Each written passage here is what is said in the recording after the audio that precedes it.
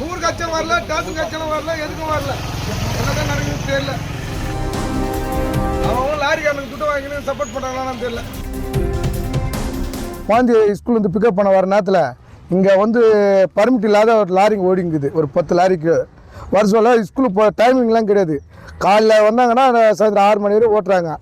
வருஷம் இந்த சேத்தை ஊற்றிட்டு போயிடுறாங்க, அதில் வழுக்கு போயிடுறாங்க. இப்போ வந்து ஒரு 3:50 மணிக்கு ஒரு குழந்தை வருஷம் காலை ஏற்றி காலையே போயிடுச்சு.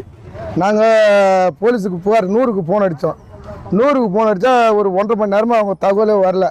அதுவிட நாங்களே ஆம்புலன்ஸு வர வச்சு ஏற்றி அனுப்பிச்சிடுறோம் ராமச்சந்திராவுக்கு. போலீஸ் வந்து இங்கே வந்து ஒரு எப்பவுமே போலீஸே வரதில்லை இந்த தெருவில். இப்போ அந்த குழந்தைக்கு எப்படி இருக்கு, அது என்னன்னா எப்படி அடிக்கடிச்சு, அந்த டிரைவர் என்ன லாரி என்ன பண்ணீங்க? லாரியை பிடிச்சி அடிச்சுக்கிறோம். 3 லாரி 10 லாரியில் 3 லாரி நிப்ப அடிச்சிடும். 3 லாரி வந்து அந்த மண்ணு போடுற இடத்துல இருக்குது. நாங்களும் எத்தனையோ வாட்டி வந்து அங்கே போய் சைட்டில் போய்ட்டு காலையில் இன்ஃபார்ம் பண்ணிக்கிறோம். அவங்க இது வரையும் எடுக்கவில்லை. இப்போ சொன்ன மாதிரி ஒரு குழந்தைக்கு கால் போச்சு. இதேமாரி நடந்தால் உயிர் போயிருந்தால் யார் பொறுப்பதுக்குன்னு தெரில. இந்த காவல்துறையும் வந்து நாங்கள் சொன்ன டைமுக்கு வரல. இந்த இடத்துல 3 ரோடு இருக்குது. அங்கே ஒரு டிராஃபிக் போலீஸார் எத்தனையோ வாட்டி கேட்டுக்கிறோம் வேணுன்ட்டு. அவங்களும் ரெஸ்பான்ஸ் எதுவுமே கொடுக்கல.